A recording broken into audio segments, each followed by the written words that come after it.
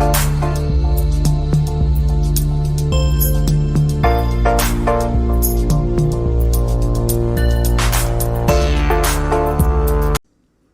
Guys, welcome everyone. कैसे हैं आप सब? बढ़िया होंगे, ऐसे मैं उम्मीद करता हूँ। आज हम अपनी एमसीक्यू सीरीज शुरू कर रहे हैं। तो ये अपनी पहली एमसीक्यू जो सीरीज़ है उसका पहला वीडियो ये है, जिसके अंदर हम थ्योरी बेस ऑफ अकाउंटिंग जो है उसको डिस्कस करेंगे। समझिएगा, देखो समरी नोट्स, वैसे मैंने क्या कहा था कि भाई हम एक चीज़ तो है जो समझते हैं सबसे पहला, और फिर उसको याद रखते हैं, और फिर उसके बाद में उसकी प्रैक्टिस करते हैं कि भाई ज़्यादा से ज़्यादा प्रैक्टिस करनी है।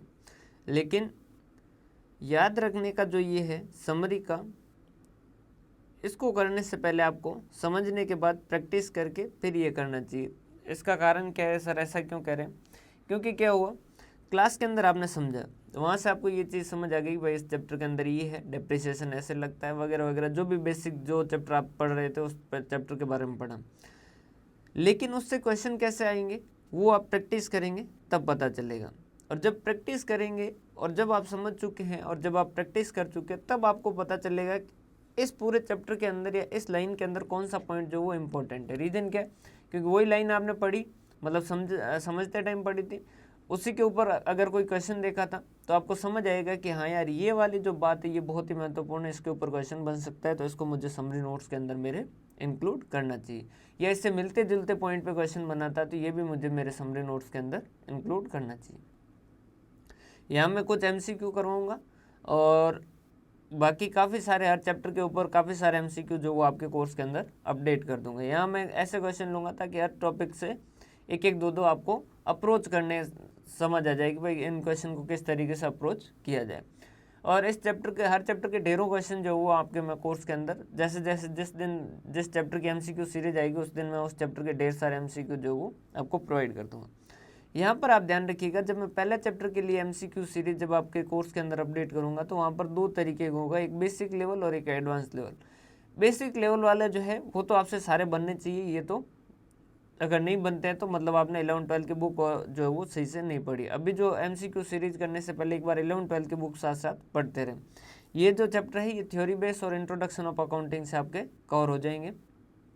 बेसिक वाले सारे क्वेश्चन आसानी से कवर हो जाएंगे। एडवांस वाले जो है वो अभी कवर नहीं होंगे। रीजन क्या है? क्योंकि बेसिक का मतलब क्या है कि उसमें सारे अकाउंटिंग के बेसिक्स, मतलब सारी पूरी अकाउंटिंग के क्वेश्चंस जो वो बनते हैं, तो उसमें हो सकता है कोई किसी और चैप्टर का रेफरेंस है और वो क्वेश्चन भी बेसिक के अंदर आ रहा है तो वो एडवांस के अंदर इंक्लूड किया गया, जो हो सकता है कि आपसे ना बने। तो एडवांस के अंदर अगर कुछ क्वेश्चन ना बने तो आप चिंता ना करें, क्योंकि वो सारे एक बार आपको वापस करने होंगे। जब आप सारे कंप्लीट कर चुके होंगे तब एक बार वापस, मतलब सारे चैप्टर कंप्लीट कर चुके होंगे तब एक बार वापस करना होगा।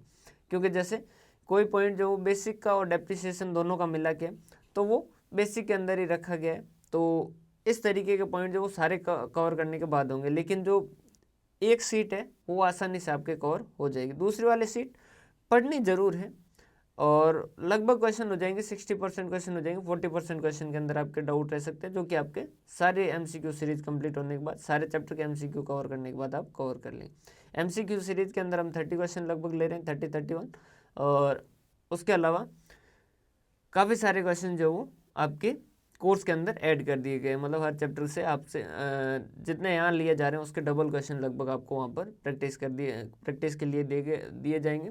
और अगर कोई चैप्टर ऐसा है जो इम्पोर्टेंट है, लाइक बेसिक्स में से बहुत ज़्यादा क्वेश्चन आते हैं, तो इसके 200 क्वेश्चन भी किसी चैप्टर के हैं, या फिर पार्टनरशिप से ज़्यादा क्वेश्चन आते हैं तो वहाँ भी लगभग 150-200 क्वेश्चन है।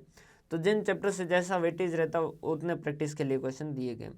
इसके बाहर आपको प्रैक्टिस करने की ज़रूरत नहीं, इसमें मतलब जितनी ज़रूरत है उससे ज़्यादा ही क्वेश्चन जो है आपको प्रैक्टिस में दिए गए। क्वेश्चन जो है वो हिंदी और इंग्लिश दोनों सेट के अंदर अवेलेबल है, तो आप दोनों में जो चाहे वो ले सकते हैं। और कोर्स आपने चाहे हिंदी में ले रखा है चाहे इंग्लिश में ले रखा, दोनों लैंग्वेज के अंदर हम आपके लिए अवेलेबल करवा देंगे, तो आपको उसके बारे में भी चिंता करने की ज़रूरत नहीं है। सारे एमसीक्यू जो है वो इसी तरीके से दे रखे, क्वेश्चन दे रखा है और नीचे जो वो आंसर दे रखे हैं। वैसे इस तरीके से तो नहीं दे रखा है कि हिंदी और इंग्लिश ऊपर ऊपर दे रखो, हिंदी की सीट अलग है और इंग्लिश की सीट अलग है। ये क्लास के अंदर 2 सीटें बार बार खोलने में टाइम लगता है, उस वजह से ये इस तरीके से कर रखा है। पहला क्वेश्चन चलते हैं। फर्स्ट क्वेश्चन है valuation of stock at lower of cost और एनआरवी नेट रियलाइजेबल वैल्यू जो है वो किसका एग्जांपल है? कंजर्वेटिज्म कॉन्सेप्ट का है, रियलाइजेशन कॉन्सेप्ट का है, मैचिंग कॉन्सेप्ट का है, या कंसिस्टेंसी कॉन्सेप्ट का है? तो सिर्फ आप ये ना ध्यान रखें कि भाई ये किसका है, आपको ये भी ध्यान होना चाहिए सारे कॉन्सेप्ट किस तरीके से, ताकि आपको MCQ करने के बाद आपको पूरा अच्छे से समझ आए। रियलाइजेशन कॉन्सेप्ट क्या कहता है कि रेवेन्यू को हम तभी अपनी बुक के अंदर लिखेंगे जब वो क्या होगा, रियलाइज होगा। ठीक है, रियलाइज का मतलब कैश में होना नहीं है, कमाना भी होता है। मैचिंग कॉन्सेप्ट का मतलब क्या होता है कि एक पीरियड के एक्सपेंस और एक पीरियड के इनकम जो वो आपस में मैच करेंगे और हमें नेट प्रॉफिट और लॉस जो वो मिलेंगे, एक पीरियड के इनकम और एक पीरियड के एक्सपेंस। कंसिस्टेंसी क्या कहती है? कंसिस्टेंसी वैसे एक तरीके की अकाउंटिंग एजम्पशन है, जो एजम्पशन मतलब कि अगर कोई फाइनेंशियल स्टेटमेंट पढ़ रहा है, अकाउंटिंग पढ़ रहा है, तो ये मान के चले कि ये तो उन्होंने फॉलो किया ही है। अगर ये फॉलो की जाती है, 3 तरीके की अकाउंटिंग एजम्पशन होती है, गोइंग कंसर्न, कंसिस्टेंसी और अक्रूवल। अगर ये फॉलो कर रहे हैं तो लिखने की ज़रूरत नहीं है। क्लास के अंदर हमने कहा भी था कि जैसे मैं बोल रहा हूँ तो मुझे ये कहने की ज़रूरत नहीं है कि मैं जिंदा हूँ, क्योंकि ये आपको सीधी बातें समझ आ रही। वैसा वैसा अकाउंटिंग की 3 एजम्पशन है, जिसमें से ये तीसरी एजम्पशन भी और एक तरीके का कॉन्सेप्ट भी है। कंसिस्टेंसी ये क्या कहता है? जो आपकी अकाउंटिंग पॉलिसी फॉलो कर रहे हैं उसे आप कंटिन्यू करते रहें, बिना कारण चेंज ना करें। 3 कारण से चेंज भी किया जा सकता है। अगर कोई एएस की रिक्वायरमेंट हो जाए, या फिर कोई लॉ की रिक्वायरमेंट हो जाए, या फिर कोई आपको लगता है कि इससे ट्रू एंड फेयर व्यू जो है वो बढ़ेगा, तो उस केस के अंदर भी आप जो है वो चेंज कर सकते हैं। कंजर्वेटिज्म कॉन्सेप्ट ये क्या कहता है? कंजर्वेटिज्म कॉन्सेप्ट ये कहता है कि अगर एक्सपेक्टेड लॉस और एक्सपेंस है तो उसे आप क्या करो, रिकॉर्ड करो, और अगर एक्सपेक्टेड इनकम और गेन है तो उसे क्या करो, इग्नोर करो। क्लियर है? समझ पा रहे हैं बात? सेम क्वेश्चन हिंदी में भी लिखा गया नीचे, आप इसमें से पढ़ सकते हैं। तो इन्वेंट्री को वैल्यू करना लोअर एट कॉस्ट और एनआरवी जो है वो किसका एग्जांपल है? तो हम ऐसा क्यों करते हैं कि कम पे हो, जैसे कॉस्ट जो वो 100 है और एनआरवी जैसे 110 है, तो मतलब कि क्या है, नेट रियलाइजेबल वैल्यू हमने 100 में लाए थे, 100 में लिखा हुआ है, और इससे हम 110 रियलाइज कर सकते हैं, मतलब कि हम 10 रुपये का फ़ायदा कर सकते हैं। तब हम कितने पे लिखते हैं, 100 पे लिखते हैं। तो हम एक्सपेक्टेड प्रॉफिट को क्या कर रहे हैं, इग्नोर कर रहे हैं। कॉस्ट और एनआरवी, अगर कॉस्ट जैसे 100 है और नेट रियलाइजेबल वैल्यू मतलब मार्केट वैल्यू मान लीजिए, नेट रियलाइजेबल मतलब कि टोटल पैसा कितना रियलाइज होगा, सेल किया जैसे 110 में, लेकिन 10 रुपये का खर्चा हो जाएगा, तो नेट रियलाइजेबल वैल्यू 100 होगा। मान लीजिए एनआरवी जो है वो नेट रियलाइजेबल वैल्यू 90 हो जाए, तो उस केस के अंदर क्या होगा कि 100 हमारी कॉस्ट है और 90 हमारी एनआरवी है। 100 हमारी कॉस्ट और 90 हमारी एनआरवी है। तो ये क्या कहेगा, कॉस्ट और एनआरवी विच एवरेज लो लेस, तो ये कितने पे लिखेगा, 90 पे लिखेगा। तो क्या है, हमने 100 में खरीदा और अब उसके भाव जो है वो 90 हो गए, मतलब कि एक्सपेक्टेड लॉस है, तो उसे हमने क्या कर दिया, लिख दिया, और इसकी वैल्यू कितनी कर दी, 90, और ये 10 रुपये का हम क्या कर देंगे, लॉस लिखेंगे। तो ये कौन सा है, कंजर्वेटिव कॉन्सेप्ट, जो कहता है कि एक्सपेक्टेड लॉस जो है वो रिकॉर्ड करें और एक्सपेक्टेड प्रॉफिट जो वो इग्नोर करें। क्लियर है? समझ पा रहे हैं बात?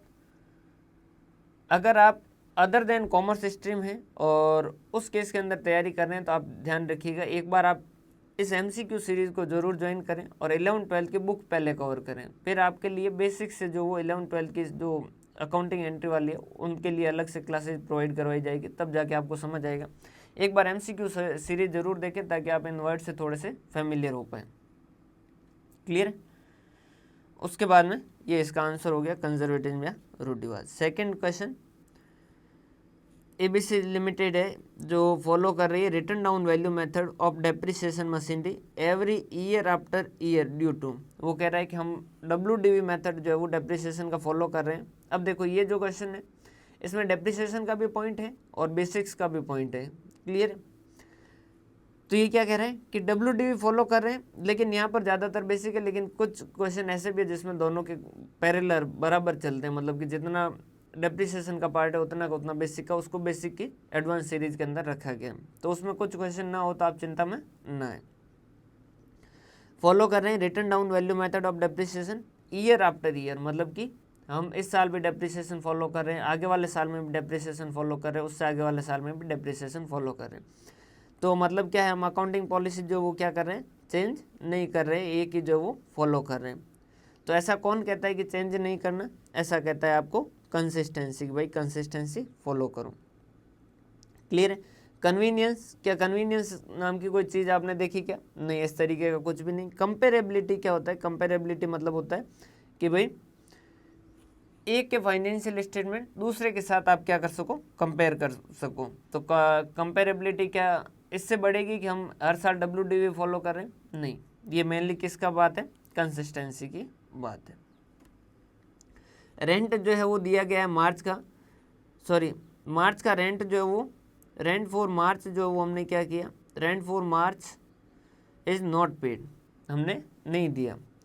Under which accounting concept it should be recorded as expense for the year ending March 31, 2011। वो कह रहा है कि हमने इस साल के लास्ट में मार्च महीने का किराया नहीं दिया, लेकिन फिर भी मार्च महीने का किराया हम खर्चा लिखेंगे। ऐसा क्यों लिखेंगे? तो देखो, अक्रूअल क्या कहता है? अक्रूअल कहता है कि भाई पैसा दिया जाए या ना दिया जाए, पैसा मिले या नहीं मिले। अगर इनकम कमाई है तो लिखिए, खर्चा किया है तो लिखिए, चाहे आपने उसके लिए भुगतान किया है चाहे नहीं किया है। अगर भुगतान किया है या नहीं किया है, इस बेसिस पे अगर हम अकाउंटिंग करें तो उसे कैश बेसिस कहते हैं। और जबकि हम नॉर्मली अकाउंटिंग कैसे करते हैं? अक्रूअल बेसिस, जो क्या कहता है कि कैश से फ़र्क नहीं पड़ता, अगर कमा लिया है लिख दीजिए, खर्चा कर दिया लिख दीजिए, चाहे आपने पे किया है चाहे नहीं किया, चाहे रिसीव किया चाहे नहीं किया। तो ये अक्रूअल कॉन्सेप्ट है। रेवेन्यू रिकॉग्नाइजेशन कॉन्सेप्ट क्या है? ऊपर हमने बात की भी थी कि रेवेन्यू जब रिकॉग्नाइज होगा तब लिखेंगे। ड्यूल एस्पेक्ट कॉन्सेप्ट क्या कहता है कि हर ट्रीटमेंट के क्या होंगे? 2 इफेक्ट होंगे, डेबिट और क्रेडिट। जितना डेबिट होगा उतना क्रेडिट होगा, या फिर इसको ऐसे भी कह सकते हैं, एसेट जितनी होगी उतनी क्या होगी? लाइबिलिटी प्लस कैपिटल होगी। क्लियर?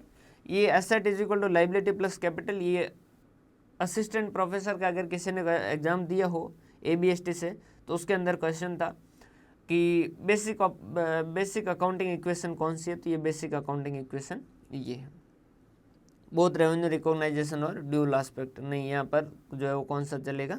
अक्रूअल कॉन्सेप्ट चलेगा। उसके बाद में है राहुल, जो है वो एक प्रोपराइटर है, RK एंड कंपनी। उसने परचेज किया एक एयर कंडीशन और अपने घर पे लगा दिया, और पेमेंट जो है वो उसने कर दिया चेक से, वो भी RK एंड कंपनी के।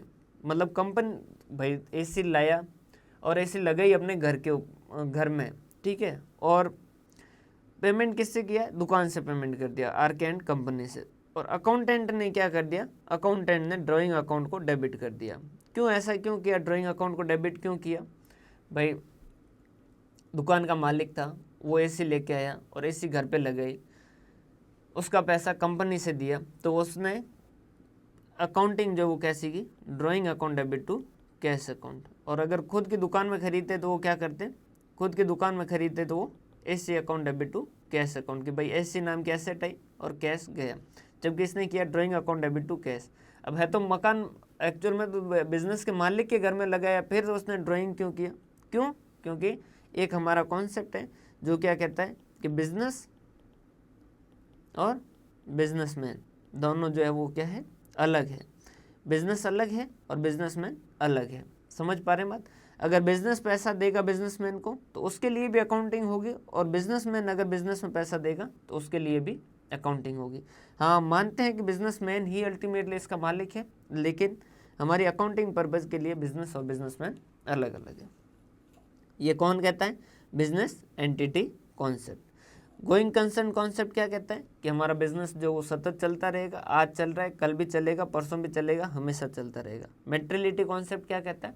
जो मटेरियल ट्रांजैक्शन है उनको लिखा जाएगा, और कुछ इमटेरियल ट्रांजैक्शन का उनका जो बेसिक अकाउंटिंग ट्रीटमेंट होना चाहिए उससे अलग भी हो सकता है अगर इमटेरियल हो। जैसे हम पर ने बात की थी, छोटा सा पेचकस वगैरह हमने खरीदे हैं जो कि एसेट के सारे गुण रखता है, वो कई सालों तक यूज होगा वगैरह, सब कुछ उसके अंदर है, लेकिन फिर भी हम उसको क्या कर सकते हैं? एज ए रेवेन्यू लिख सकते हैं अगर वो इमटेरियल है तो। छोटा सा अमाउंट है, अब बुक के अंदर उस पर एसेट लिख के उसके ऊपर डेप्रिसिएशन कैलकुलेट मत कीजिए, इमटेरियल है तो चल सकते हैं। मनी मेजरमेंट कॉन्सेप्ट क्या कहता है कि हम हर उस ट्रांजेक्शन को जब अकाउंटिंग में लिखेंगे तो उसके लिए हमें ज़रूरी है कि हम उसे क्या कर पाएँ? मनी के अंदर मेजर कर पाएँ, पैसों में माप पाएँ।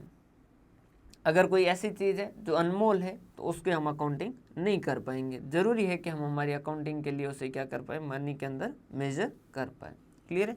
जैसे कोहिनूर हीरा लेके आ गए और वो हमें किसी ने गिफ्ट दे दिया या किसी ने हमें ढेर सारा प्यार दिया, तो क्योंकि हम उसे पैसों में माप नहीं सकते तो उसकी हम अकाउंटिंग नहीं कर पाएंगे। क्लियर है भाई? हिंदी के अंदर जिनका है वो जस्ट नीचे दे रखा है, तो आप वहाँ से भी पढ़ सकते हैं। वैसे मैं हिंदी में समझा रहा हूँ तो आपको कोई खास ऐसी दिक्कत आएगी नहीं। Clear? Which one of following categories of information is not provided by financial accounting? अब फाइनेंशियल अकाउंटिंग से कौन सी इंफॉर्मेशन नहीं दी जाती है? ओवरहेड्स, एक बार इसको छोड़ते हैं। वैसे ओवरहेड्स भी ऐसा नहीं है कि बिल्कुल नहीं दिया जाता, लेकिन नॉर्मली ओवरहेड्स जो वो कॉस्ट अकाउंटिंग के अंदर लिखा जाता है। कैश फ्लो, कैश फ्लो तो पर्टिकुलर फाइनेंशियल स्टेटमेंट के अंदर cash flow statement, balance sheet, P&L और नोट्स टू अकाउंट वगैरह, ये जो ये इसके अंदर कवर होते हैं। समझ पा रहे बात? तो कैश फ्लो जो है वो तो दिया जाएगा, ये तो तय है। कैश फ्लो तो जो है वो दिया जाएगा, ये तो तय है, ये 100% है, ये तो अकाउंटिंग इन्फॉर्मेशन में हिस्सा है। फाइनेंशियल पोजीशन, फाइनेंशियल पोजीशन कौन बताता है? पोजीशन उस दिन की बताता है, उस दिन की स्थिति कौन बताता है? बैलेंस शीट बताता है कि भाई हमारी ये स्थिति है, जो कौन बताता है? बैलेंस शीट बताता है। प्रॉफिट और सरप्लस, P&L, क्या हम देते हैं क्या फाइनेंशियल इन्फॉर्मेशन में साथ में? हाँ देते हैं। P&L के अंदर ओवरहेड भी इंक्लूड होते हैं, लेकिन फाइनेंशियल इन्फॉर्मेशन के अंदर अब यहाँ पर देखिए आपको बेस्ट जो वो सेलेक्ट करना है। ये तो आप फाइनेंशियल इन्फॉर्मेशन में देंगे, ये तो आप देंगे ही, और ये तो आप देंगे। ये एक का हिस्सा जरूर है, लेकिन वैसे फाइनेंशियल इन्फॉर्मेशन के अंदर ये इसको हटा सकते हैं, तो ये यहाँ पर होगा। The trading and profit and loss is prepared under which attribute of accounting? समझिएगा, ट्रेडिंग एंड P&L जो वो कहाँ बनाया जाता है? तो अकाउंटिंग क्या है? रिकॉर्डिंग, फिर क्या करते हैं? क्लासिफाइंग, फिर क्या करते हैं? समराइजिंग, ठीक है, फिर इससे आगे जो वो एनालाइज और इंटरप्रिटेशन जो है वो करते हैं। रिकॉर्डिंग में हम क्या करते हैं? Journal entry. पहली बार जब भी कोई ट्रांजैक्शन होता है तो हम क्या करते हैं? जर्नल एंट्री, जो कि इसमें आता है रिकॉर्डिंग। क्लासिफाइंग के लिए हम क्या करते हैं? उसके लेजर के अंदर पोस्टिंग करते हैं। लेजर का बैलेंसिंग जो है वो एक तरीके से समराइज है, लेकिन वो भी लेजर में ही माना जाता है, उसकी लेजर की बैलेंसिंग। फिर ये जो बहुत सारे लेजर होते हैं उनको हम क्या करते हैं? समराइज करते हैं। समराइज कैसे करते हैं? सारे जो लेजर होते हैं अलग अलग पढ़े हैं सारे के सारे, जैसे इनकम का बहुत सारी इनकम्स के पढ़े हैं, बहुत सारे एक्सपेंडिचर के पढ़े हैं, बहुत सारे एसेट के पढ़े हैं, बहुत सारे लाइबिलिटीज़ के पढ़े हैं। तो उनको हम समराइज कैसे करते हैं? एक तो हम ट्रेडिंग एंड P&L बना देते हैं, और एक हम बैलेंस शीट। तो सारे जो ट्रांजेक्शन है, सारे जो अकाउंट है, सारे जो अकाउंट है उनको हम दो जगह पे लाके इकट्ठा कर देते हैं, तो ये क्या हो जाता है? समराइज हो जाता है। तो ट्रेडिंग और P&L किसका हिस्सा है? समराइजिंग का हिस्सा। क्या मेरी बात उसी स्पीड से पहुंच पा रही है जिस स्पीड से मैं आपको बता रहा हूँ, या कहीं जल्दी में तो नहीं बता रहा हूँ? क्योंकि अगर इससे थोड़ा और स्लो हुआ तो और ज़्यादा टाइम कंज्यूम होगा, जबकि मेरा यहाँ काम आपसे MCQ जो है वो किस तरीके से हैंडल किए जाते हैं वो बताना है। क्लियर है? बाकी प्रैक्टिस के लिए और बहुत सारे MCQ जो वो आपके कोर्स के अंदर अपडेट कर दिए गए हैं, मतलब चैप्टर जिस दिन जिस की MCQ आएगी उस दिन जो है वो आपको अपडेट कर दिए जाएंगे, तो आप साथ ही साथ उनकी प्रैक्टिस करते रहिएगा। Which of the following advantage of accounting states that accounting helps in decision making and facilitates controls? ये क्या कहता है? लेखांकन के निम्नलिखित में से कौन सा लाभ बताता है कि लेखांकन निर्णय लेने में मदद करता है और नियंत्रण की सुविधा प्रदान करता है? अकाउंटिंग के बहुत सारे फायदे, जिसमें से वो कह रहा है कि एक एडवांटेज ये है कि अकाउंटिंग हमें क्या करता है? हेल्प करता है डिसीजन मेकिंग के अंदर और फैसिलिटेटिंग कंट्रोल। जैसे कि हमें डिसाइड करना है कि हम ये प्रोडक्ट है जो लॉन्च करें या नहीं करें, तो उससे रिलेटेड कोई प्रोडक्ट हमने लॉन्च कर रखा, उसके जो है वो gross GP ratio, NP ratio, ये हमें मदद करेंगे क्या? भाई जैसे आज तक हम मोबाइल जो है वो बना रहे थे iPhone 12, अब iPhone 13 बना रहे हैं, तो iPhone 12 की अकाउंटिंग हमें क्या बताएगी कि iPhone 13 के अंदर मुनाफा कैसा रहेगा? जरूर बताएगी भाई iPhone 12 के अंदर ये GP रेशियो था, ये NP रेशियो था, वगैरह वगैरह, ये हमारे लिए मदद करेगा बहुत सारे डिसीजन के अंदर कि हमारा खर्चा कहाँ ज़्यादा हो रहा है, रॉ मटेरियल कहाँ से वगैरह में। अकाउंटिंग जो हमारी मदद करता है कोई निर्णय लेने के अंदर कि भाई यहाँ से लेना चाहिए या वहाँ से लेना चाहिए, डिस्काउंट देना चाहिए या नहीं देना चाहिए, डिस्काउंट के साथ सेल बढ़ेगी या नहीं बढ़ेगी, तो उसमें अपन अकाउंटिंग देख के अपन मदद ले सकते हैं कि भाई हाँ हमें करना चाहिए या नहीं करना चाहिए। तो ये डिसीजन मेकिंग है, समझ पा रहे हैं बात। तो अकाउंटिंग जो वो एक फ़ायदा ये भी है कि वो हमें डिसीजन लेने में मदद करती है। तो ये किस में आता है, तो ये असिस्टेंस टू मैनेजमेंट के अंदर आता है कि मैनेजमेंट को हम एक तरीके से असिस्ट करते हैं। भाई मैनेजमेंट को निर्णय लेने, तो मैनेजमेंट को निर्णय लेने में कौन मदद करता है, ये अकाउंटिंग जो मदद करता है। Facilitate sale of business, sale ये कह रहा है सेल के बिजनेस के अंदर, या फैसिलिटेट कंपैरिजन, कंपैरिजन में भी है एडवांटेज ज़रूर है। और लोन वगैरह लेना है तो भी हमें ये फ़ायदा देगा, क्योंकि अगर अकाउंटिंग कर रखी है तो भाई आगे वाले को हम बता सकते हैं ना, देखो ये हमारे हिसाब किताब हम इतना कमाते हैं, तो वो लोन भी मिलेगा। फ़ायदा ये भी है, फ़ायदा ये भी है और फ़ायदा ये भी। ऐसा नहीं कि फ़ायदे नहीं है अकाउंटिंग के, लेकिन ये क्या कहता है, कौन सा एडवांटेज ऐसा है जो डिसीजन मेकिंग में मदद करता है। तो डिसीजन मेकिंग मदद करना मतलब assistance to management. Decision making का मतलब क्या हो गया ये यहाँ पर, असिस्टेंस टू मैनेजमेंट। सही है भाई, सही चल रहा है। Out of the following transaction which of the following will not be recorded in books of accounts, इसमें से कौन सा ऐसा ट्रांजेक्शन है जो आपके बुक्स ऑफ अकाउंट के अंदर नहीं लिखा जाएगा। Purchase of goods for resale amounting to ₹10,000, 10,000 रुपये के गुड्स हमने खरीदे ताकि हम उसे वापस बेच पाएँ, क्या हम हमारे बुक के अंदर नहीं लिखेंगे। सर क्या बात कर रहे हो, ये क्यों नहीं लिखेंगे, लिखेंगे सर, परचेज लिखेंगे हमारे बुक के अंदर, purchase account debit to cash लिखेंगे।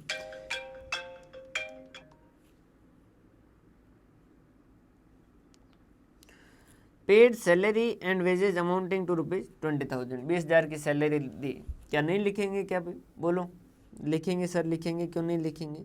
ऑफिस का रेंट दिया, क्या नहीं लिखेंगे, क्या लिखेंगे, क्यों नहीं लिखेंगे, रेंट दिया भाई, rent account debit to cash करेंगे। Purchase an LCD for owners personal use, owner ने बिजनेसमैन ने अपने घर पे एक LCD लगवाई, क्या बिजनेस के अंदर उसकी अकाउंटिंग होगी, क्या नहीं होगी। क्यों, क्योंकि एक कॉन्सेप्ट है, सेपरेट एंटिटी कॉन्सेप्ट, कि बिजनेस अलग है, बिजनेसमैन अलग है। तो बिजनेसमैन अपने घर पे चाहे पैसों को आग लगा रहा हो, अपने को अकाउंटिंग करने की ज़रूरत नहीं है। क्लियर है। तो LCD लेके आया, अपन उसकी अकाउंटिंग करेंगे क्या, बिजनेस उसकी अकाउंटिंग करेगा क्या, नहीं करेगा। समझ पा रहे हैं बात, क्लियर है भाई, कोई दिक्कत नहीं। Purchase and LCD for owners, ये हो गया। रिटर्न इनवर्ड जो है वो किसके लिए यूज होता है, रिटर्न इनवर्ड वर्ड जो वो किसके लिए यूज होता है। देखिए रिटर्न इनवर्ड मतलब रिटर्न होके हमारे पास आ रहा है, तो हमारे पास कब आएगा, जब हम सेल करेंगे तब वापस आएगा। समझ पा रहे बात, रिटर्न इनवर्ड, रिटर्न होके इनवर्ड हो रहा है, हमारे पास आ रहा है, तो हमारे पास कब आएगा, जब हमने सेल किया था तो वापस आएगा। अगर परचेज किया होता और रिटर्न करते तो वो क्या होता, हमसे बाहर जाता। समझ पा रहे बात भाई, परचेज किया तब गुड्स आया, अब रिटर्न करेंगे तो वापस जाएगा। तो परचेज रिटर्न में तो क्या होता है, रिटर्न आउटवर्ड, और सेल के अंदर क्या होता है, सेल के वक्त गया और वह रिटर्न होगा तो वापस अंदर आएगा। तो रिटर्न इनवर्ड जो वो क्या है, एक तरीके से sales return. The term purchase is use only for the purchase of, जो परचेज है वो किसके लिए यूज होता है, and is never use for the purchase of, purchase word जो वो किसके लिए यूज होता है, गुड्स के लिए, और किसके लिए यूज नहीं होता, असेट के लिए। परचेज वर्ड जो है वो किसके लिए यूज होता है, असेट के लिए, इन्वेस्टमेंट के लिए नहीं होता। ऐसा ऐसा ऐसा ऐसा सीधी सी बात है। परचेज किसके लिए यूज होता है, गुड्स के लिए, गुड्स परचेज करते हैं तभी तो परचेज अकाउंट करते हैं। क्लियर है। और इसी वजह से तो बेचारे का इसका क्लोजिंग स्टॉक का जो है वो, क्लोजिंग स्टॉक का जो हमारे पास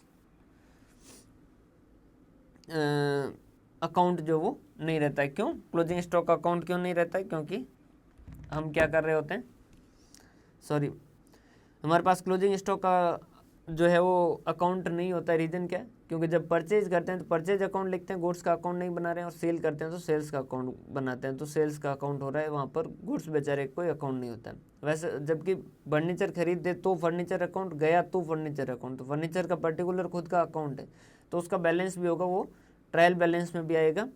लेकिन गुड्स जो है उसका बेचारे का कोई अकाउंट नहीं है, तो उसका ट्रायल बैलेंस में नहीं आएगा, बैलेंस शीट में ज़रूर आता है। उसके बारे में हमने क्लास के अंदर डिस्कस भी किया था।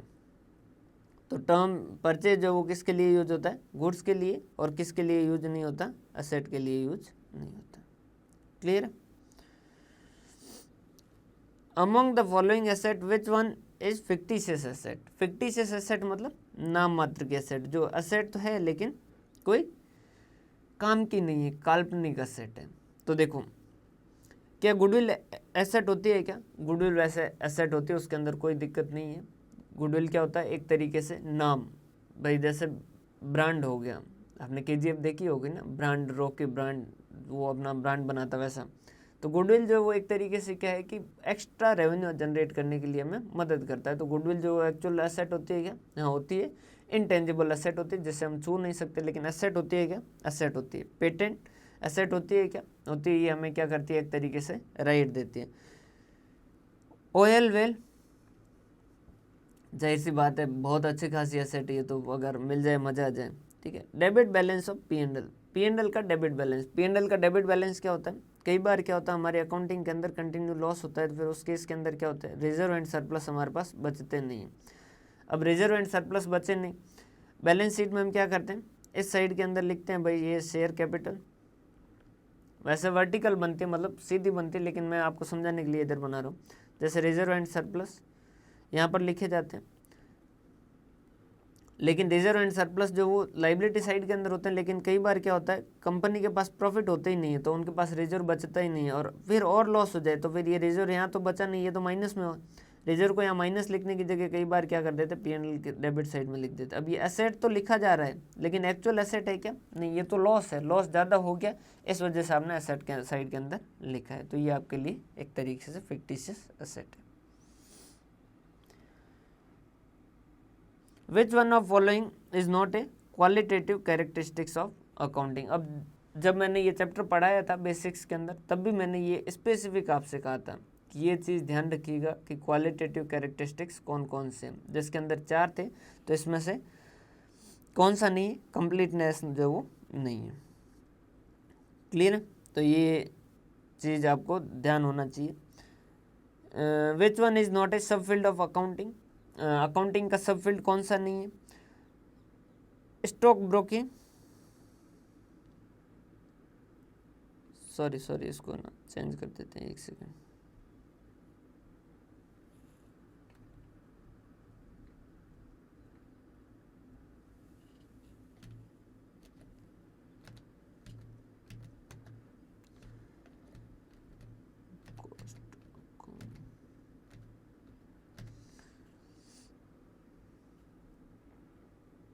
एक सेकेंड भैया ना, माफ़ कीजिएगा मेरे को।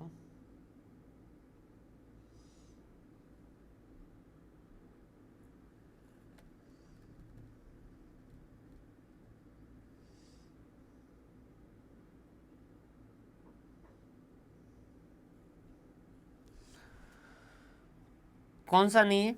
तो बुक कीपिंग नहीं है। ये सीधे सीधे क्वेश्चन अपन ने क्लास के अंदर लिखे थे, और ये आपको ध्यान भी होना चाहिए, इसके अंदर कोई खास ऐसी बात है नहीं। Reliability of accounting information depend upon, कि अकाउंटिंग की जो इन्फॉर्मेशन वो भरोसेमंद है, ये कैसे पता करेंगे? तो कोई चीज़ भरोसेमंद है, जैसे मैंने आपसे पूछा, या फिर जैसे आपने हमसे पूछा कि भाई क्या आपके कंटेंट से क्वेश्चन आते हैं या नहीं आते हैं, हमने कहा जरूर आते हैं। आप इस बात पे भरोसा कब कर पाएंगे? जब आप ये चेक कर पाएंगे कि हाँ ये जो सर ने क्वेश्चन प्रोवाइड कर रखे हैं इनसे, और या सर ने जो कंटेंट प्रोवाइड कर रखा है उसमें से पीछे वाले अटेम्प्ट के अंदर क्वेश्चन बने या नहीं बने। अगर वो आप वेरीफाई कर पाएंगे तब आप ये मानेंगे कि भाई हाँ भरोसेमंद है, ये बात जो वो भरोसेमंद है। अकाउंटिंग जो वो भी क्या एक तरीके से इन्फॉर्मेशन देती है। अब वो इन्फॉर्मेशन भरोसेमंद कब होगी? जब वो हम उसे वेरीफाई कर सकते हैं कि अकाउंटिंग के अंदर उन्होंने लिखा है परचेज, अगर हम वेरीफाई कर सकते हैं कि हाँ ये परचेज किया उन्होंने, तो भाई सही बात है, बिल्कुल सही बता रहे हैं। अगर हम वेरीफाई नहीं कर पाए तो हम भरोसेमंद इन्फॉर्मेशन वो नहीं है। तो यहाँ पर क्या होगा? वेरीफाइबिलिटी। न्यूट्रलिटी क्या होता है? न्यूट्रलिटी मतलब पक्षपात नहीं होना, बायसनेस नहीं होना। बायसनेस नहीं होना मतलब जैसे कि मैं एक तरफ, जैसे मैं प्रॉफिट बढ़ाने के लिए अकाउंटिंग कर रहा हूँ या लॉस को बढ़ाने के लिए कर रहा हूँ, तो वो एक तरीके से एक तरफा अकाउंटिंग हो गई। वैसा ना हो, बिल्कुल न्यूट्रल, ना इधर का ना उधर का। समझ पा रहे हैं बात भाई? न्यूट्रलिटी मतलब जैसे घर के अंदर बड़ा लड़का भी है और छोटा लड़का भी है, तो बड़े लड़के से आप पूछिएगा कि भेदभाव क्या होता है, तो आपको बहुत अच्छे से एलोब्रेट कर पाएगा। या घर के अंदर लड़का और लड़की दोनों है, तो लड़के से पूछिएगा कि भेदभाव क्या होता है, तो आपको बहुत अच्छे से समझा पाएगा। जो पिताजी करते हैं अपनी बेटी को जो वो ज़्यादा लाड देते हैं और बेटे को जो बेचारे को पीटते रहते हैं, तो वो बहुत अच्छे से आपको बता पाएगा। तो वो कहता है कि अकाउंटिंग के अंदर ऐसा भेदभाव नहीं होना चाहिए। अंडरस्टैंडेबिलिटी, कि ऐसा कोई उल जलूल तरीके से नहीं लिखा होना चाहिए ताकि उस आगे वाला जो उसको समझ ना पाए। और कंपेरेबिलिटी मतलब कंपेयर कर पाए, एक जैसे रिलायंस के मैं फाइनेंशियल स्टेटमेंट और टाटा के फाइनेंशियल स्टेटमेंट आपस में कंपेयर कर पाऊँ, ठीक है। लेकिन यहाँ पर पूछा है कि रिलायबिलिटी किस पर डिपेंड करती है, तो रिलायबिलिटी इस पर डिपेंड करती है कि हम इन्फॉर्मेशन वेरीफाई कर पा रहे हैं, तो फिर वो हमारे लिए रिलायबल है। लास्ट स्टेप जो है वो अकाउंटिंग के अंदर क्या होता है, रिकॉर्डिंग, ये जो है रिकॉर्डिंग क्लासिफाइंग, इसके अंदर सबसे लास्ट जो वो क्या होता है, communicating the result to user. जो भी अल्टीमेटली रिजल्ट बने फाइनेंशियल स्टेटमेंट के, वो हम क्या करेंगे, लास्ट के अंदर प्रोवाइड करेंगे यूजर्स को। Clear. Amount spend on increasing the sitting capacity of cinema hall. अब सिनेमा हॉल के अंदर हमने सिटिंग कैपेसिटी बढ़ा दी। मान लीजिए पहले 200 सीट्स थी, अब हमने क्या कर दी, 300 सीट्स कर दी। तो ये जो है खर्चा क्या कैपिटल नेचर का है या रेवेन्यू नेचर का, समझिएगा। हम कहते हैं कि वैसे तो कोई ऐसी हार्ड एंड लाइन नहीं है कि यहाँ से इधर का कैपिटल हो गया और इधर का रेवेन्यू हो गया, लेकिन फिर भी कुछ पॉइंट जो, कुछ बिंदु जो हम ध्यान रख के हम कर सकते हैं। जैसे फॉर एग्जांपल कि भाई अगर वो रिकरिंग नेचर का है तो हम रेवेन्यू मानते हैं, नॉन रिकरिंग का है तो कैपिटल मानते हैं। इसमें से कोई भी एक को लेके आप नहीं चल सकते, ये डिपेंड करता है सिचुएशन टू सिचुएशन। अगर कोई ऐसा खर्चा है जिस खर्चे की वजह से आपकी अर्निंग कैपेसिटी बढ़ने वाली है तो आप उसे कैपिटल मानते हैं, और अगर कोई ऐसा खर्चा है जिसकी वजह से आपकी अर्निंग कैपेसिटी मेंटेन होने वाली तो आप उसे रेवेन्यू मानते हैं। जैसे कोई ऐसी मशीन बना दी जिससे अब पहले 5000 यूनिटें बनती थी, अब 6000 यूनिटें बनेगी, जिस वजह से आप ज़्यादा कमा पाएंगे। या पहले 5000 एक यूनिट 10 में बन पाती थी, नई मशीन में 5000 एक यूनिट 5 रुपये में बन पाएगी, तो आपकी कॉस्ट कम लगेगी, मतलब आपका रेवेन्यू बढ़ेगा। तो ये खर्चा क्या माना जाएगा, कैपिटल माना जाएगा। लेकिन कोई खर्चा ऐसा है जो मेंटेन करने के लिए, मशीन चल रही थी, वो 5000 मशीन बना रही है, आपने रिपेयर करवाई, अभी भी 5000 ही बना रही है और वही कॉस्ट लगा रही, तो उस केस के अंदर वो क्या कर रहा है, रेवेन्यू को मेंटेन कर रहा है। अगर कोई रेवेन्यू को मेंटेन करने वाला खर्चा किया तो आप उसे क्या कहेंगे, रेवेन्यू एक्सपेंडिचर, और कोई रेवेन्यू का इंक्रीज करने वाला है तो उसे क्या कहेंगे, कैपिटल एक्सपेंडिचर। अब यहाँ पर आपने क्या कर दिया, सिटिंग कैपेसिटी बढ़ा दी। तो पहले अगर 200 जो वो कस्टमर आ सकते थे 100 रुपये की टिकट के हिसाब से, 20,000 रुपये 100 जो वो आपको कमा के दे सकता था, वहीं पर अब आपको कितने कमा के देंगे, जैसे 300 सीटें कर दी बढ़ा के आपने, तो 300 × 100 जो है वो करके आप कितना कर पाएंगे, 30,000 जो वो कर पाएंगे। क्लियर है। अब इसके बाद में next question, expenses incurred on the research and development is a example of. अब समझिएगा रिसर्च एंड डेवलपमेंट क्या होता है। जैसे कोई मेडिसिन बना रहे हैं, तो मेडिसिन बनाते वक्त जैसे एक मेडिसिन बनाने का दिमाग के अंदर आया कि भाई एक ऐसी मेडिसिन बनाए जिससे क्या हो, एक ऐसी टैबलेट खिला दें, एक कोर्स स्पेसिफिक टैबलेट बना दें कि उस कोर्स की टैबलेट खाई और फिर उस कोर्स के अंदर कुछ भी पढ़ने की जरूरत नहीं, सब अपने आप दिमाग के अंदर आ जाए। इस तरीके के आपने एक टैबलेट बनाने का सोच रहे हैं। फिर आप क्या करेंगे, रिसर्च करेंगे, बहुत सारा चीज़ें देखेंगे, क्या इस तरीके कोई स्टडीज़ हो रखी है, क्या किस तरीके से हो सकता है, वगैरह वगैरह, सब कुछ बहुत अच्छी खासी रिसर्च की। और फिर एक फेज आता है जिसके बाद में आप क्या करते हैं, ये तय करते हैं कि ये बन सकता है या नहीं बन सकता है। तो वो फेज आया, उसमें आप क्या करते हैं, बहुत सारी चीज़ें चेक करते हैं, जैसे टेक्निकल फिजिबिलिटी, क्या टेक्निकली ऐसा हो सकता है, फाइनेंशियली फिजिबिलिटी कि ऐसा हो सकता है कि आपके पास इतना पैसा है कि आप ऐसा कर पाए, समझ पा रहे हैं बात। इस तरीके के बहुत सारे क्राइटेरिया होते हैं। जब वो सेटिस्फाई हो जाए कि भाई हाँ ऐसा बन सकता है और हम बना सकते हैं और हम उसे बना के बेच सकते हैं और उससे रेवेन्यू कमा सकते हैं, वगैरह वगैरह सारा है, और फिर आगे का काम करेंगे, तो हम क्या चले जाते हैं, डेवलपमेंट फेज में। अभी तक रिसर्च फेज में थे, रिसर्च फेज के अंदर क्या होता है, पता नहीं होगा कि नहीं होगा, लेकिन डेवलपमेंट फेज में हमें ये पता होता है कि अब होगा, तो फिर हम आगे का काम शुरू करते हैं। अब मेडिसिन वगैरह जो बनाते हैं उनके अंदर ये खर्चा जो बहुत ज़्यादा होता है। क्लियर है। अब यहाँ पर क्वेश्चन पूछा है कि ये जो खर्चा है ये क्या कैपिटल एक्सपेंडिचर है या रेवेन्यू एक्सपेंडिचर है। तो ये क्या है, प्रोडक्ट को बनाने के लिए बना रहे हो खर्चा, समझ पा रहे हो बात। ये क्या कर रहे हो आप, किसी प्रोडक्ट को बनाने के लिए आप खर्चा कर रहे हो, तो ये आपके लिए क्या होगा, एक तरीके से कैपिटल एक्सपेंडिचर होगा। बिजनेस को चलाने के लिए नहीं, आप प्रोडक्ट को बनाने के लिए, उस मेडिसिन को बनाने के लिए, उस मेडिसिन के फॉर्मूले को बनाने के लिए, उस पेटेंट को हासिल करने के लिए खर्चा कर रहे हो, जो कि अल्टीमेटली कल को पेटेंट जो वो क्या बनेगी, असेट बनेगी। समझ पा रहे हो बात भाई? अभी इसमें क्या होता है, आप टेंजिबल एसेट में तो बहुत आसानी से समझ पाते हैं भाई। बिल्डिंग बना रहे हैं, बिल्डिंग बनाते वक्त आप सीमेंट वगैरह लाए, क्या हो गए, कैपिटल खर्चा, क्योंकि अल्टीमेटली बिल्डिंग बन रही है, कैपिटल एसेट बन रही है, तो उसके लिए खर्चे कर रहे हैं, वो कैपिटल एक्सपेंडिचर होंगे। सेम एज गुड एज वैसा का वैसा अगर कोई इनटेंजिबल एसेट बनाते हैं तो वो जब बन रही होती है तो उसके लिए जो खर्चे करते हैं वो हमारे लिए क्या, एक तरीके से रिसर्च एंड डेवलपमेंट है। एक फर्नीचर खरीदा, एक furniture of the book value 1500 book value का जो था उसे हमने 600 रुपये में बेच दिया, ठीक है। और एक नया फर्नीचर खरीदा 1000 का, जिसका ऊपर हमने 25 रुपये का कार्टेज भी दिया। What is the amount of capital expenditure, capital expenditure कितना है? तो ये तो ऊपर वाली बातें तो बिल्कुल बेवकूफ़ सी कह रहे हैं। एक फर्नीचर 1500 का जो है 600 में बेचा, ठीक है, कोई बात नहीं, बेच दे, कोई दिक्कत नहीं। और एक नया फर्नीचर खरीदा, 1000 रुपये का खरीदा, 25 रुपये का उसके ऊपर कार्टेज दिया, तो टोटल आपका खर्चा कितना हुआ, 1025। असेट के लिए और इन्वेंट्री के लिए हम क्या कहते हैं, सारे खर्चे जो वो कैपिटलाइज करेंगे, इंक्लूड करेंगे, कहाँ तक, to bring it to its present location and condition. उसे उसके जो उसकी ज़रूरत है वहाँ तक लाने के लिए जो भी खर्चे हैं वो सारे सारे कैपिटलाइज होंगे। जैसे इन्वेंट्री खरीदेंगे तो इन्वेंट्री क्यों खरीदते हैं भाई? आप इन्वेंट्री अगर खरीदते हैं तो क्यों खरीदते हैं? सर सेल करने के लिए खरीदते हैं। तो इसमें कैपिटलाइज कब तक के होंगे?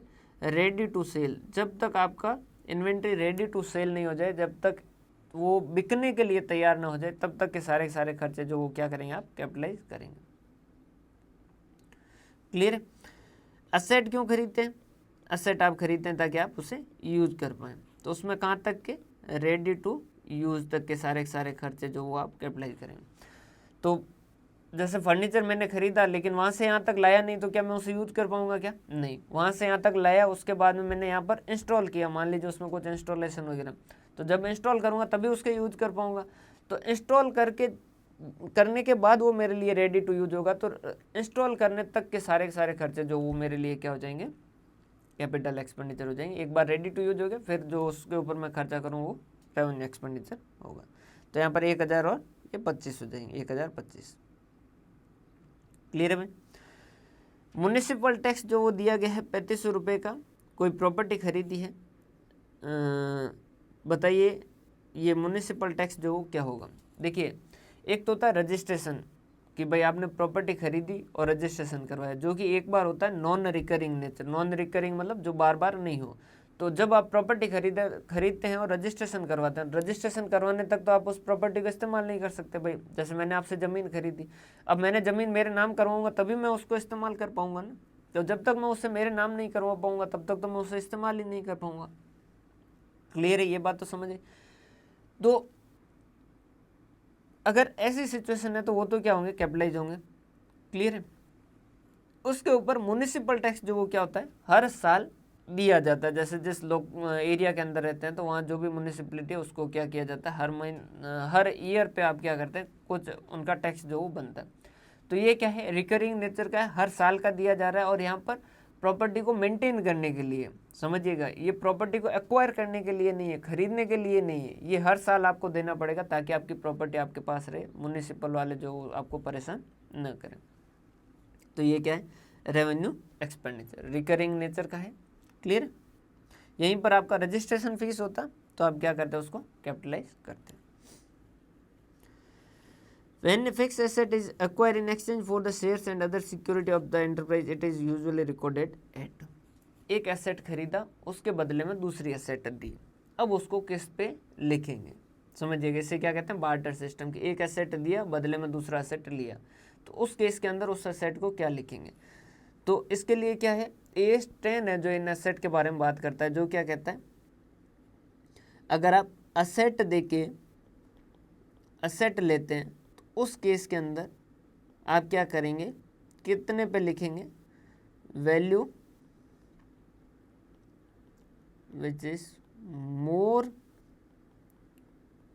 Clearly evident. हम उस वैल्यू पे लिखेंगे जो ज़्यादा क्लियरली दिख रही है, समझिएगा, हम उस वैल्यू पे लिखेंगे जो ज़्यादा अच्छे से दिख रही है, जो क्लियरली दिख रही है, समझिएगा। जैसे आपने एक कार दी, पुरानी कार दी और बदले में एक न्यू कार ली, तो नई कार की प्राइस क्या आप आसानी से पता कर सकते हैं, तो नई कार के हिसाब से वैल्यू कीजिए। आपने एक नई कार दी और एक ओल्ड कार ली, तो किसकी वैल्यू आसानी से पता कर सकते हैं, ओल्ड कार की वैल्यू भाई एक मिस्त्री को बताओगे वो 5 लाख बताएगा, दूसरा 550 बताएगा, तीसरा 4.5 बताएगा, चौथा हो सकता है 2 ही बताए। लेकिन न्यू कार जो नई कार है शोरूम से निकाली गई उसकी वैल्यू तो तय है, उसको आप आसानी से पता कर सकते हैं। आपने ओल्ड कार दी और बदले में किसी कंपनी के शेयर लिए, तो सीधी सी बात है, शेयर के तो शेयर मार्केट से भाव पता चल जाते हैं, तो इनकी वैल्यू ज़्यादा क्लियरली पता चलती है, तो अपन इसके हिसाब से वैल्यू करेंगे। पुरानी कार ही दी, एक ऐसी कार दी जो बहुत पुरानी है और एक वैसी कार ली जो बहुत पुरानी है, मतलब अकबर के ज़माने की, अकबर की कार जो हमने देखे जो है उस टाइम के अंदर जो रूस का जो राजा था उसकी कार जो हमने बदले में ली। न इसकी वैल्यू पता है न इसकी वैल्यू पता है, तो जिसकी वैल्यू ज़्यादा अच्छे से पता हो उसके हिसाब से हम वैल्यू करेंगे। क्लियर है? तो एक एसेट दी है, एक एसेट एक्सचेंज किए बदले में shares and other security of the enterprises, तो उसे किस पे लिखा जाए, cost of the share and security issued. Clear है? सॉरी डी एक सेकेंड है ना, और fair market value of share और सिक्योरिटी, सॉरी दोनों लिखा हुआ है ना, एक तो कॉस्ट भी लिखा हुआ और एक फेयर मार्केट वैल्यू भी लिखा है, तो दोनों लिखा है, तो दोनों में से जो आइदर बी और सी जो ज़्यादा क्लियरली एविडेंट है, हमने बुक के अंदर भी शेयर लिख रखा और उसकी मार्केट वैल्यू भी पता है, तो दोनों में से जो ज़्यादा क्लियरली एविडेंट हो वो हम लिखेंगे।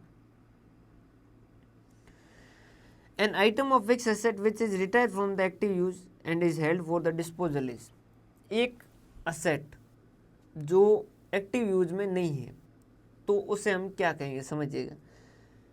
मान लीजिए हमने एक मशीन लेके आए थे और 10 साल तक उसे चलाया, उसने हमारी बहुत मदद की, बहुत सारी उसने हमें यूनिटें बना के दी, जिसे हमने बेचा और बहुत सारा मुनाफा कमाया, बहुत बढ़िया मशीन थी, हम उसके बहुत बहुत शुक्रगुजार हैं, लेकिन आज वो मशीन काम की नहीं बची और उसे हम आज बेचना चाहते हैं। क्लियर है? असेट जो है वो कौन है, असेट जो है वो हमारे लिए, देखो सिर्फ असेट वर्ड यूज करें तो असेट क्या है, जो हमें रेवेन्यू जनरेट करवाए। क्लियर है? क्या इन्वेंट्री हमारी असेट है? हाँ, इन्वेंट्री हमारी असेट है, क्योंकि रेवेन्यू जनरेट करवा रही है भाई, पैसा कमवा के दे रही है ना हमें। और अदर एसेट है वो हमारे लिए क्या, अदर जो है बाकी के जो भी फर्नीचर वगैरह वो भी हमारे लिए रेवेन्यू जनरेट करवाने में मदद करती है, क्या करती है, मशीन है वो यूनिटें बना रही है वो भी एक तरीके से मदद करती है, ये भी एसेट है। लेकिन दोनों में थोड़ा सा फर्क है। इन्वेंट्री जो है वो क्या है, एक ऐसी एसेट है जो क्या है, रेडी टू सेल है, जिसे हम सेल करना चाहते हैं। क्लियर है? और अदर एसेट जो वो क्या है, वो हमारे लिए रेडी टू यूज है। इसका वैल्यूशन अलग तरीके से करते हैं और इसका वैल्यूशन अलग तरीके से करते हैं। इनको कैसे करते हैं, अपन हिस्टोरिकल कॉस्ट पे करते हैं और फिर उसके ऊपर क्या करते हैं, डेप्रिसिएशन लगाते हैं हर साल। लेकिन अदर जो एसेट है, जो इन्वेंट्री है वो क्या है, रेडी टू सेल है, तो इसका वैल्यूशन भी हम कैसे करते हैं, कॉस्ट और NRV विच एवरेज लोअर, इन दोनों में से जो कम है इसके ऊपर हम क्या करते हैं, वैल्यू करते हैं। एक कोई एसेट जो थी वो यहाँ थी जिसे हम यूज कर रहे थे, लेकिन अब उसे हम बेचना चाहते हैं, तो जैसे ही हम बेचना चाहेंगे तो वो क्या रेडी टू यूज रहेगी, क्या नहीं, वो रेडी टू सेल हो जाएगी। तो वो किसके जैसे हो जाएगी, इन्वेंट्री की जैसी हो जाएगी। तो उसका वैल्यूशन कैसा होगा, इन्वेंट्री के जैसा।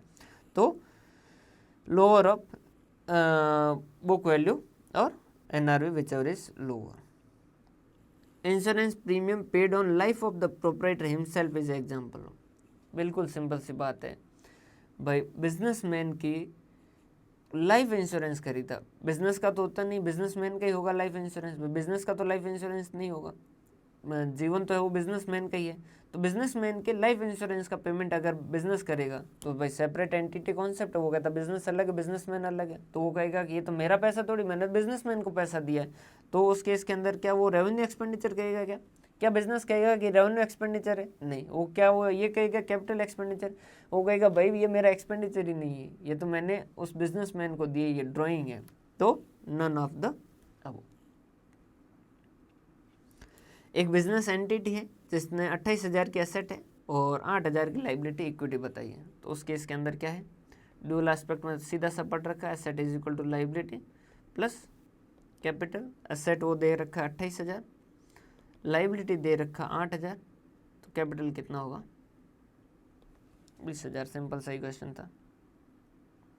Accounting record transaction in term of monetary, अपन ऊपर पढ़ ही चुके हैं मॉनेटरी, इसका एक तरीका है। Entity concept of accounting is applicable to, entity concept जो बिजनेस और बिजनेसमैन अलग है, ये कॉन्सेप्ट कहाँ लगता है, हर जगह लगता है। पार्टनरशिप फॉर्म है तो भी लगेगा, एलएलपी है तो भी लगेगा, जॉइंट स्टॉक कंपनी है तो भी लगेगा, सिर्फ कंपनी है तो भी लगेगा, सोल प्रोप्राइटरशिप है तो भी लगेगा।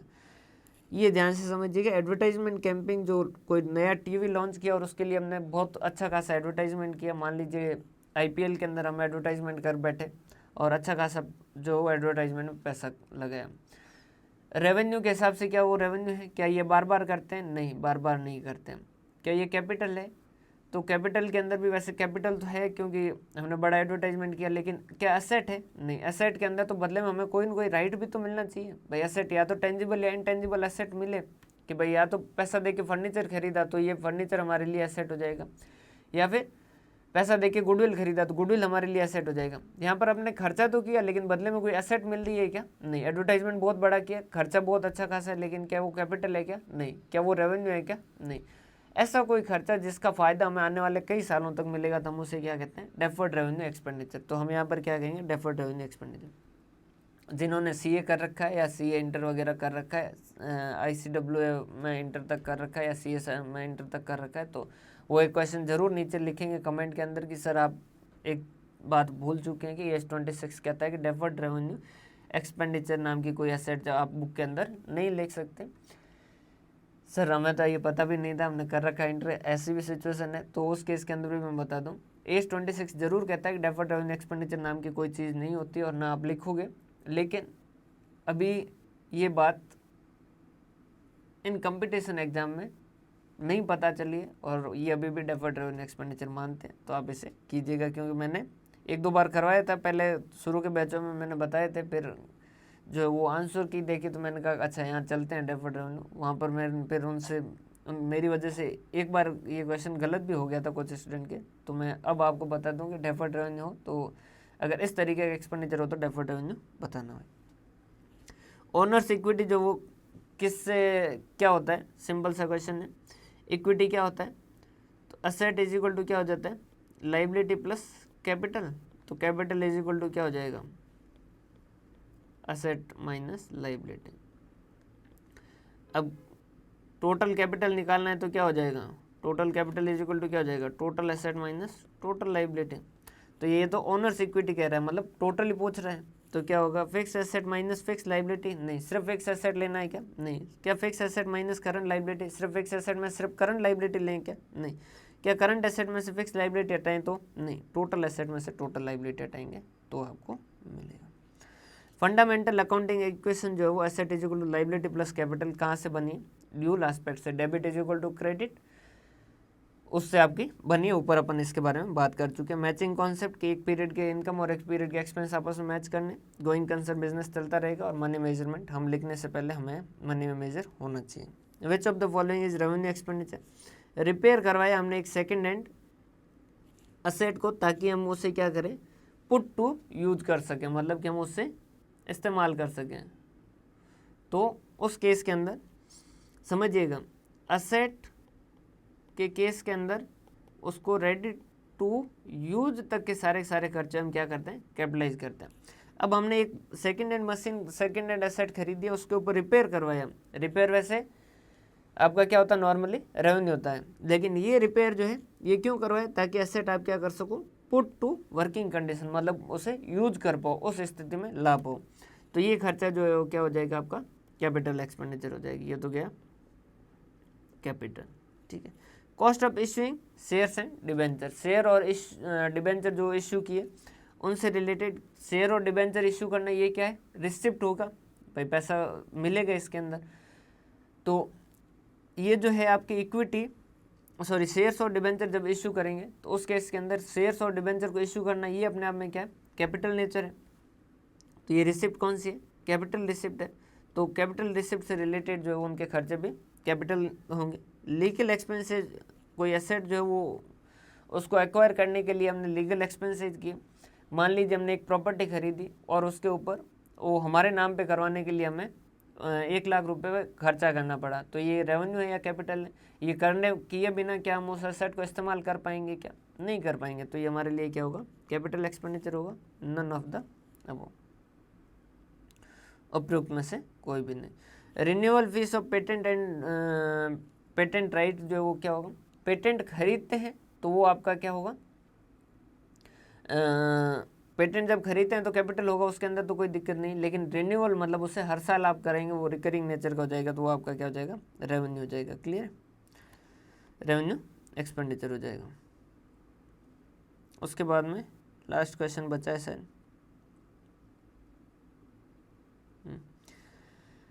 ये नेक्स्ट जो है वो रिकॉर्डिंग ऑफ अकाउंटिंग पे क्वेश्चन आएगा। उसका टीजर है एक तरीके से कि परचेज बुक जो कौन से ट्रांजैक्शन रिकॉर्ड करती है, तो क्या सारे टाइप के परचेज, या फिर ओनली क्रेडिट परचेज, या all type of credit purchase? तो only credit purchase of merchandise. Merchandise मतलब गुड्स के जो परचेज करते हो और वो भी क्रेडिट पे करते हो तो परचेज बुक में आएगा, कैश में करते हो तो परचेज बुक में नहीं आएगा। तो इसके साथ ये आपका पहला एमसीक्यू जो है वो सीरीज कंप्लीट होता है। आप इसको बहुत अच्छे से कीजिएगा, और प्रैक्टिस के लिए मैं 2 सेट जो वो अपलोड कर रहा हूँ। पहले में सारे क्वेश्चन होने चाहिए, उसके मैं लिख दूंगा इस चैप्टर के कि ये पहला सेट है और ये दूसरा सेट है। पहले सेट में सब होने चाहिए, सेकंड के अंदर अगर 50-60% भी हो रहे हैं तो आप अच्छी कंडीशन में, कोई दिक्कत वाली बात नहीं है। अदर स्ट्रीम है, आप कॉमर्स कर लो तो उसके इसके अंदर ये क्वेश्चन देखिए, और एकदम से ऐसा ना करें, कोशिश ना करें कि सारे क्वेश्चन आपसे हो जाएंगे, वो नहीं होंगे, क्योंकि कॉमर्स स्ट्रीम जो है वो इन्होंने 5-6 साल मेहनत की तब जाके ये इस स्थिति में आए हैं, तो एकदम से उनके कंपैरिजन में नहीं आएंगे। बाकी सब्जेक्ट में आप आ सकते हैं, लेकिन अकाउंटिंग में थोड़ा टाइम लगेगा। एक बार आप क्वेश्चन देखिए ताकि आपको समझ आए किस तरीके से। 11th-12th की बुक पढ़िए ताकि आपको थोड़ा बेस बने, और फिर उसके बाद में हम जो है एक 11th-12th से बेसिक के जो क्वेश्चन जो सीरीज चला देंगे, जिसके अंदर आपको अच्छे से समझ आने लगेगा। बहुत बहुत धन्यवाद। हंसते रहें, मुस्कुराते रहें, पढ़ते रहें।